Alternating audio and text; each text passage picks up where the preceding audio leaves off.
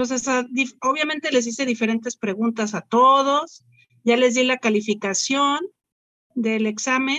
Recuerden que 20% es de la práctica, digo, de la práctica 20% y 20% de la exposición. A algunos les tocó exponer esta vez, a algunos no, entonces de todos esos, pues obviamente la otra vez les tocó igual y de todos les puse el 20%, ¿sale? Esta vez les di el 20% a todos los que expusieron, ¿sale? Y los que no también. Y las tareas, las prácticas fueron 4. Entonces, cada práctica vale, o sea, digamos que son 4 prácticas el 20%, algunos faltaron de entregar 1 o 2, hagan una regla de 3, ¿sale? ¿Dudas hasta aquí? Y el examen vale 60. No, doctora, todo claro. Órale. Entonces, les puse en algunos, ¿cuáles eran 3 datos clínicos de celulitis orbitaria? ¿No? Entonces, acuérdense que la celulitis orbitaria, si ustedes me dicen edema, me dicen inflamación, me dicen aumento de calor, pues todo eso es igual que una celulitis preseptal. Entonces, quiero que les quede bien claro que una celulitis orbitaria es una infección de tejidos profundos, es una cosa más grave y eso empieza a ocasionar datos orbitarios. ¿Cuáles van a ser los más frecuentes y los que te están diciendo que hay algo en la órbita? Baja visual, alteraciones de reflejos pupilares, alteraciones a los movimientos, fiebre, ya te da aquí alteraciones de la biometría hemática, que va a ser leucocitosis, expensas de neutrófilos.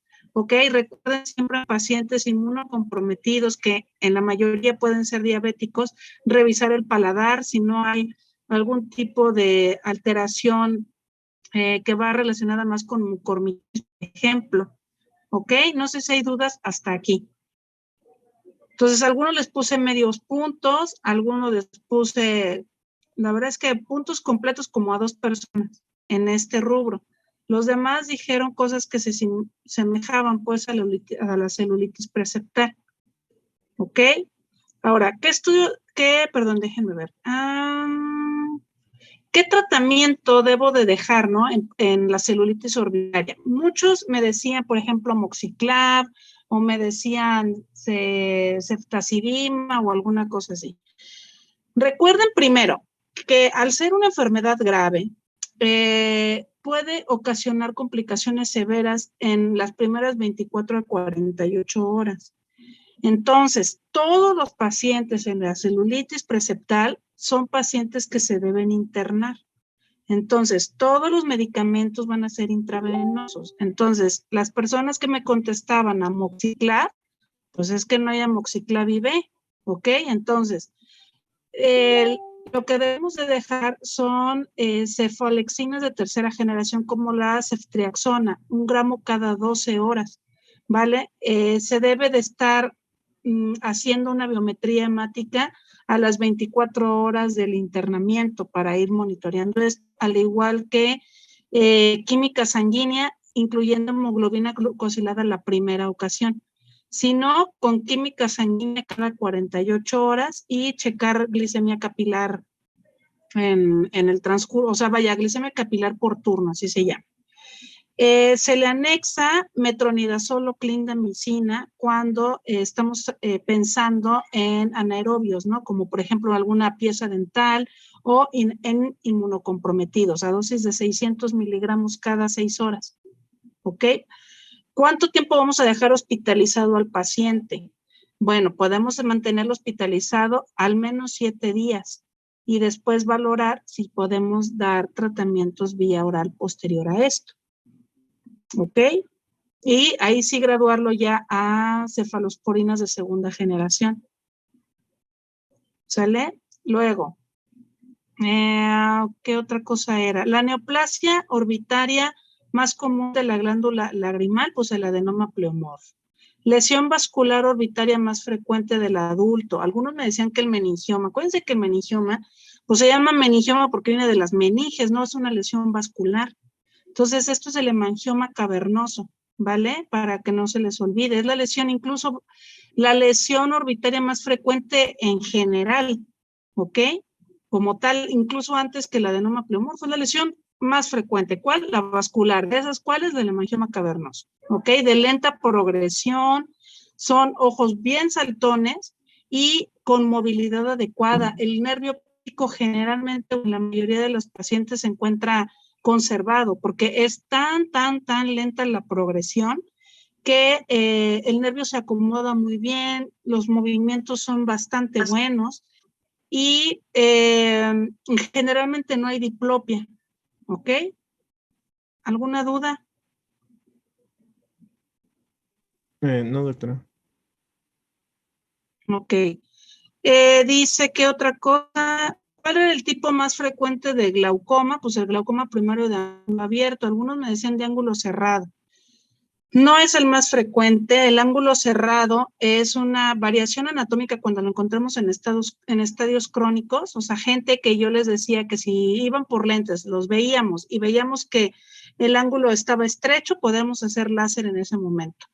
Gente que no los diagnosticamos a tiempo son los clásicos que tienen un glaucoma de ángulo cerrado agudo, que también fue alguna de las preguntas para algunas personas.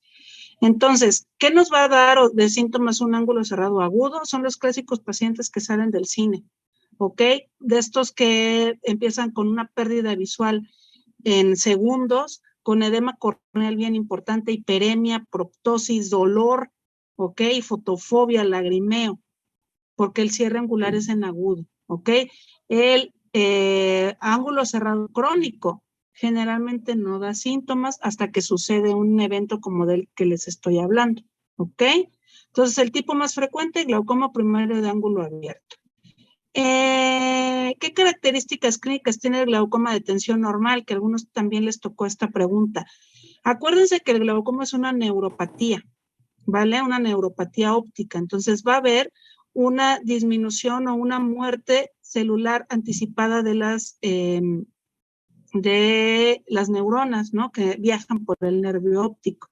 Entonces, van a ser pacientes que si ustedes se asoman al fondo del ojo van a ver un nervio óptico con una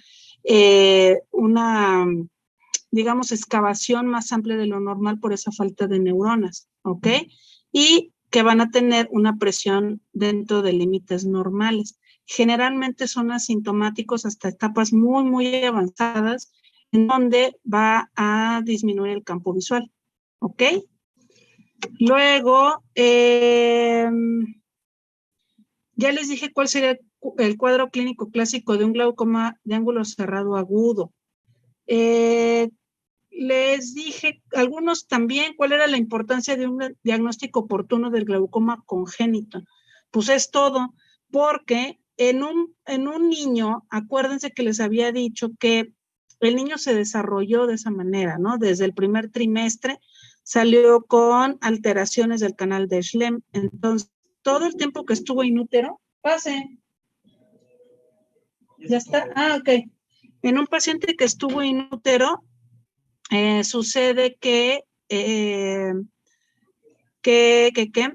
empieza con esa hipertensión ocular que va a ocasionar alteraciones del nervio óptico y crecimiento de las estructuras intraoculares, ¿no? Como la córnea, la cámara anterior también. Entonces son pacientes que cuando nacen, pues nacen con prácticamente 9 meses de haber sufrido este aumento de la presión intraocular. Entonces, lo poco que pueden ustedes hacer ya después de que nació es básico, porque si no el paciente se queda ciego, ¿sale?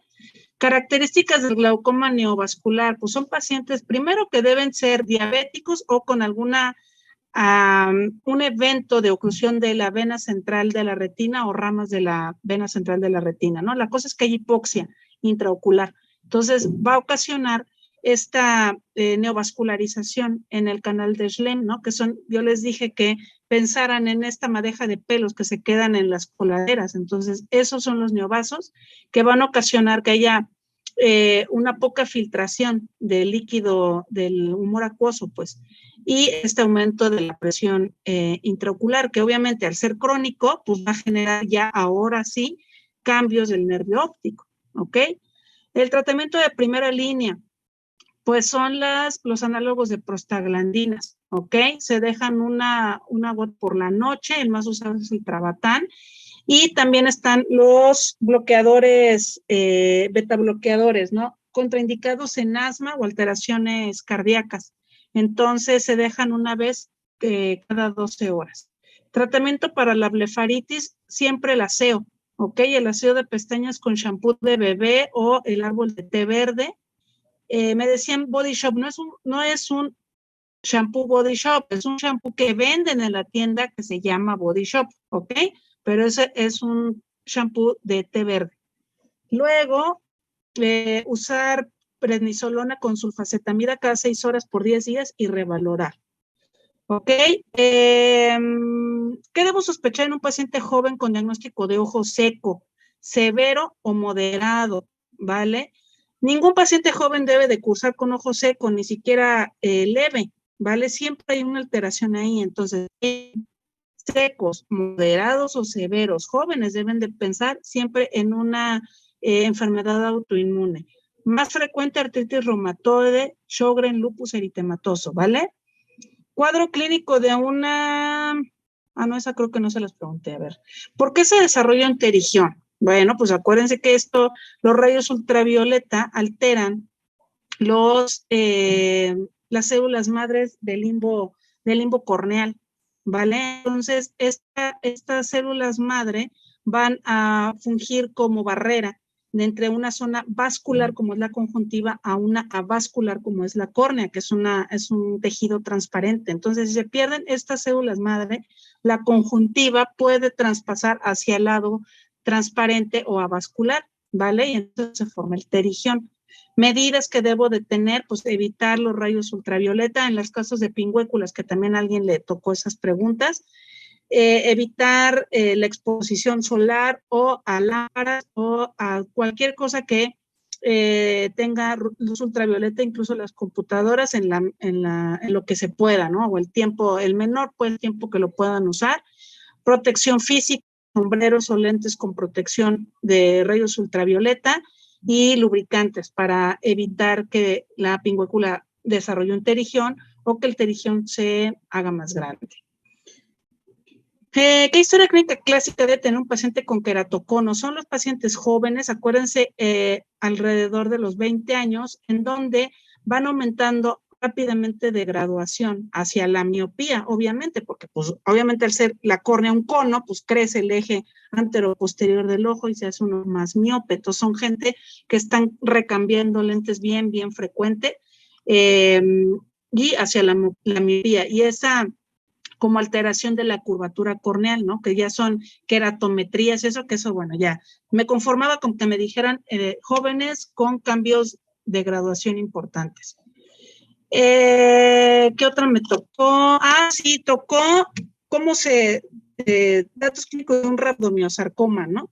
El rabdomiosarcoma es una patología de niños, una patología tumoral de gran gravedad, ¿no? Porque avanza en prácticamente días. Estamos hablando en una semana, el paciente puede tener esa lesión al doble. Entonces son aumentos de volúmenes que generalmente son infranasales, que pues obviamente se ve una lesión rojiza con aumento rápido de dimensiones o volumen en niños que generalmente pueden ser menores de 15 años. Me faltaba también manifestaciones del meningioma del ala mayor del estenoides. Estos son, ya dijimos que alteraciones de las meninges, entonces van a hacer que el ala mayor del estenoides sea más ancho y al ser un hueso más ancho, que es el que tenemos aquí, pues va a ocupar un espacio y va a enviar el ojo hacia abajo y hacia adentro, ¿ok? Pero tan crónico es que el paciente puede tener el ojo pegado aquí y no tener diplopia ni tener alteraciones de la visión. Generalmente pacientes que tienen buena visión y solamente limitación hacia arriba, que es hacia donde crece el hueso, y hacia lateral, ¿ok? Me faltaba también manifestaciones de una fractura de piso o de pared medial, a algunos les tocó. Entonces, lo más importante, recuerden que el ojo está envuelto en huesos. Entonces, si uno de esos huesos se rompe, pues todas las estructuras se hunden hacia ese agujero, ¿no? Entonces, ¿qué es lo que pasa? Pues que obviamente ese ojo va a tener enoftalmos, no proptosis, ¿ok? Enoftalmos que se hunde, va a tener desplazamientos generalmente pues hacia el agujero, limitaciones de los movimientos y visión doble, ese sí, porque acaba de ocurrir en prácticamente horas, ¿ok? ¿Qué otra cosa? No sé si alguien se acuerda de alguna otra, según yo. ¿Cuáles son la clasificación de ojo seco? ¿Vale? Ahí había un poco de confusión y teníamos que tener en cuenta que es acuodeficiente o evaporativo. Los evaporativos generalmente son más en ancianos. Hay causas intrínsecas y extrínsecas, no se les olvide. ¿Ok? Los acuodeficientes son los que están relacionados con Sjögren o los no relacionados con Sjögren, ¿no? En este caso, los no relacionados con Sjögren pueden ser, por ejemplo, los de parálisis facial o que tienen alguna causa neuropática, como los diabéticos también, ¿ok? Y creo que ya. No sé si hay alguna otra pregunta. ¿Todo bien? Bueno, pues entonces, Sí, creo que creo que en acabamos. general compartimos todos. ¿Sí? Súper. Entonces, pues ya les di yo la calificación ahí en ese instante, solamente nos faltaba hacer esta revisión pues de respuestas, ¿va? Nos estamos viendo próximo viernes, ¿sale? Sí, doctora, está muy bien. Cuídense mucho. Muchas Sí, doctora, gracias. gracias. Bye. Hasta luego. Bye. Hasta luego.